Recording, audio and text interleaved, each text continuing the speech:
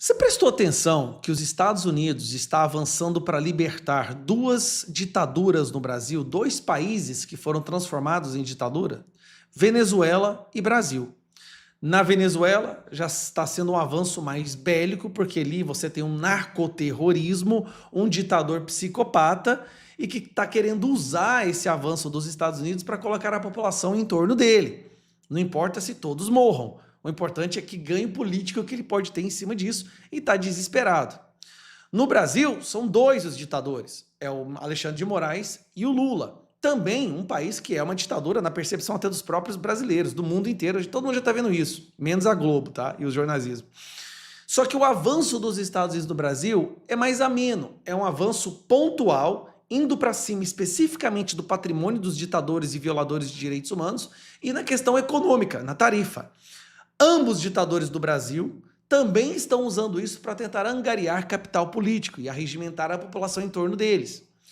Mas o resultado é o mesmo, é derrota e não adianta o que eles façam. A questão é o quão estas pessoas loucas estão capazes de ir para destruir o seu país. Eu vou mostrar para vocês o que o Maduro está fazendo na Venezuela e assim, é assustador. O Maduro está querendo criar um cordão de escudo humano, tentando entregar a vida de milhões de venezuelanos para tentar se safar. Aqui foi o Maduro, na semana passada, convocando a população para se alistar no exército dele.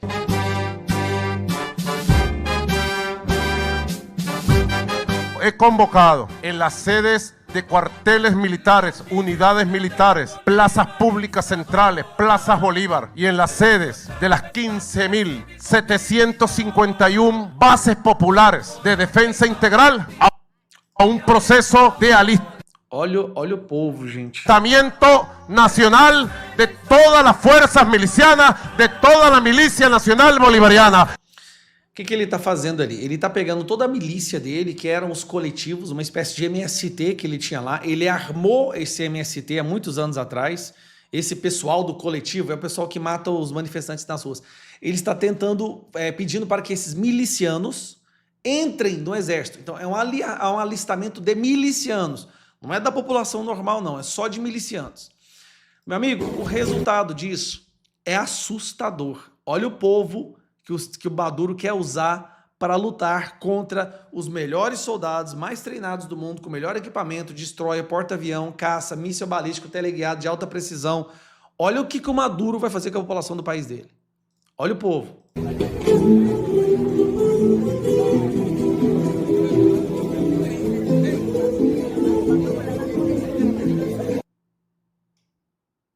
Vamos lá, vou acelerar. Aqui os milicianos indo se alistar. Boa parte desse pessoal tá indo se alistar para ter comida de graça. Olha que loucura, gente. Eles estão entrando numa fila de execução para ter um prato de comida.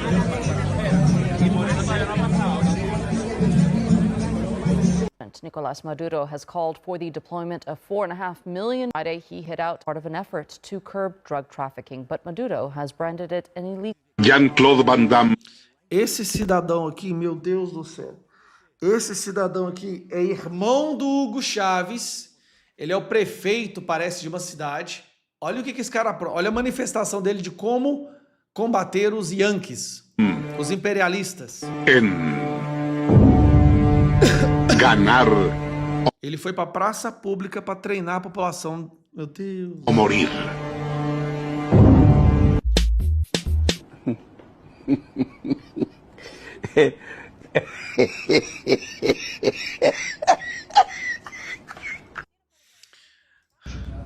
Bom, aqui é o Maduro visitando suas forças especiais de combate violento, sei lá.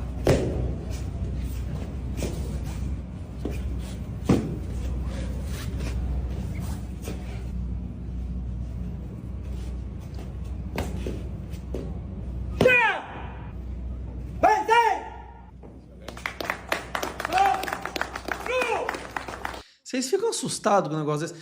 Todas essas pessoas ele vai usar como escudo humano. Ele vai fazer com a população do seu país o que o Hamas faz com a população de Gaza para se safar.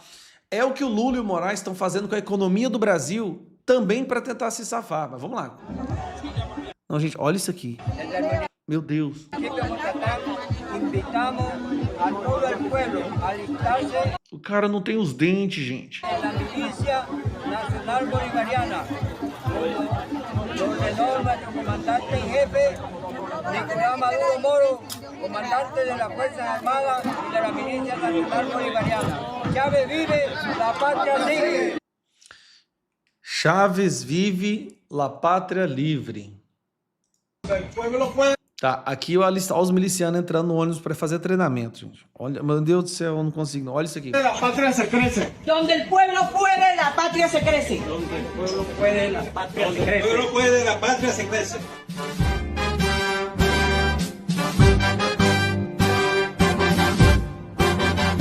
La milicia de Bolívar y Zamora. Cuando el pueblo puede, la patria se crece.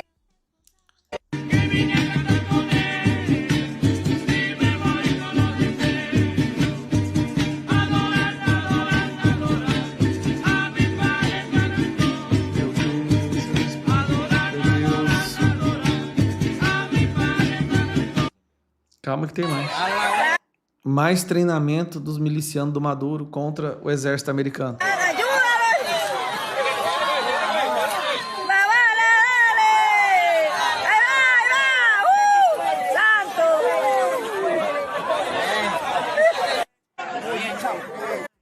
Meu Deus do céu. Aqui o Maduro chamou um general lá para condecorar ele. Aí presta atenção nesse detalhe que eles colocam essa lâmina de camuflagem, né? Essa lona de camuflagem para parecer que ele está num lugar de guerra. Ele está dentro do palácio dele, dentro de um bunkerzinho, olha só. Olha o tapete, olha aqui, a porta de vidro. Comandante en jefe, buenas tardes, permiso para pasar. Adelante, embajador.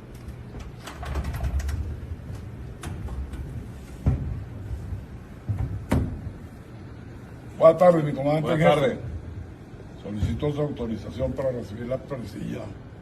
Cara, isso é sacanagem demais o que ele tá fazendo com esse povo. Assim, é surreal o ponto que ele é capaz de ir para destruir o seu país.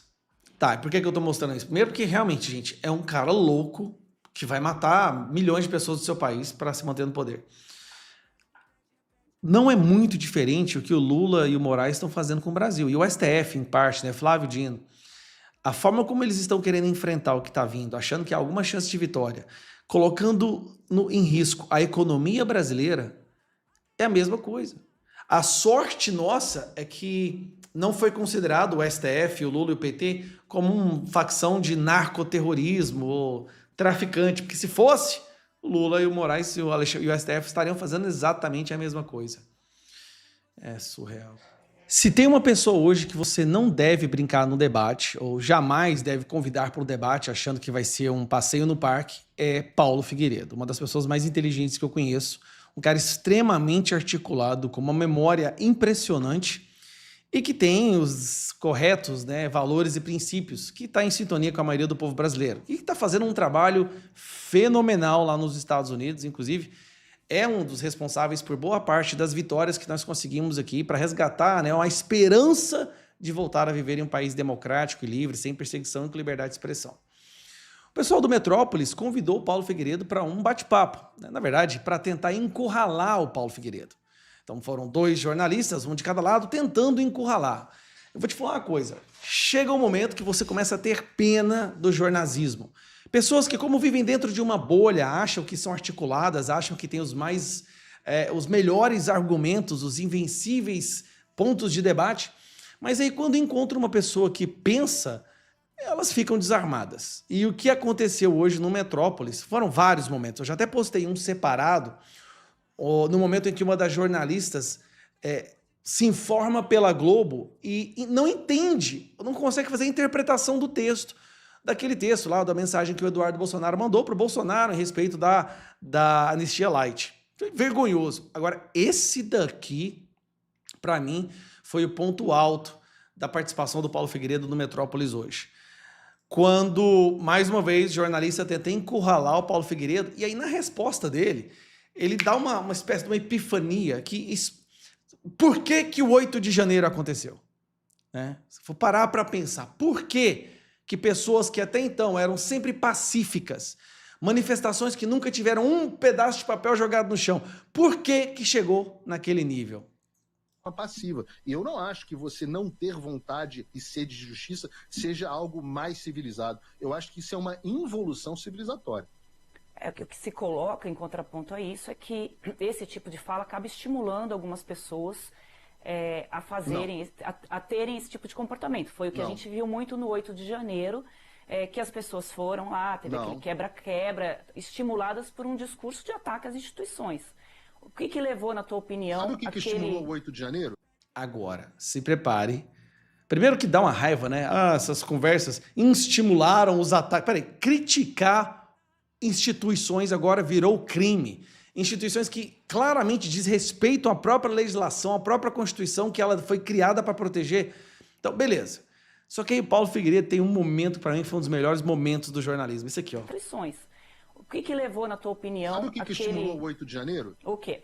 Não, isso é importante. O que estimulou o 8 de janeiro foi a população ter ido milhares de vezes às ruas protestar e responder na cara como perdeu o mané. Foi o fato de terem utilizado as instituições para entrarem com processos, apelos e pela via judicial, e o ministro Alexandre de Moraes, em 30 minutos, respondeu uma petição de 50 páginas com uma multa de 22 milhões sem nem ler. É isso que estimula as pessoas a partirem para a violência. O que estimula as pessoas a partirem para a violência é quando você as censura. Porque quando as pessoas não têm o direito de manifestar mais a sua opinião, quando você vai lá e cala na marra e à força um determinado lado, a única resposta possível é a força. Porque quando acaba o cuspe, vem a pólvora. Porque é a única alternativa. E é por isso que as sociedades civilizadas desenvolveram o conceito de liberdade de expressão, para que nós possamos discutir as ideias e não termos que recorrer à força física. O que causou o 8 de janeiro? Vamos parar para pensar. Uma população que sempre foi pacífica. Perseguição, inquéritos ilegais, busca e apreensão na casa de pessoas por palavras, ao mesmo tempo em que corruptos, vagabundos, pilantras, bandidos eram soltos. Foi uma sequência de tapa na cara que o povo de bem foi sofrendo ao longo dos últimos anos. Impossibilitaram o presidente Bolsonaro de presidir. Tudo tinha que responder em 48 horas. Não deixaram ele escolher o diretor da Polícia Federal. Busca e apreensão. Pegaram um celular de comediante. Jornalista teve que se refugiar. O maior site de notícias conservadoras foi fechado numa canetada por Alexandre de Moraes. Isso tudo, aí chega nas eleições, Bolsonaro não pode fazer campanha, não pode fazer live, Bolsonaro não pode usar imagens, Bolsonaro não pode fazer aquilo, os apoiadores de Bolsonaro sendo um por um derrubados. Um por um. Quando a população viu claramente que houve um viés na eleição, que a instituição que deveria ser a guardiã e equilibrada, ela foi para um lado completamente e apoiou esse lado e censurou o outro. Isso fez com que as pessoas perdessem a cabeça. Ninguém queria dar um golpe. Ali não tinha ninguém querendo dar o golpe. Ali eram pessoas desesperadas para desfazer o golpe. Por isso que pessoas que historicamente foram pacíficas chegaram ao ponto de pensar que quebrar um vidro ou invadir um prédio público no domingo era a única opção, porque todo o resto foi pro lixo. O STF, o Judiciário, o TSE, a imprensa foram pro lixo. É um povo indignado, desesperado por ver que ia viver numa ditadura.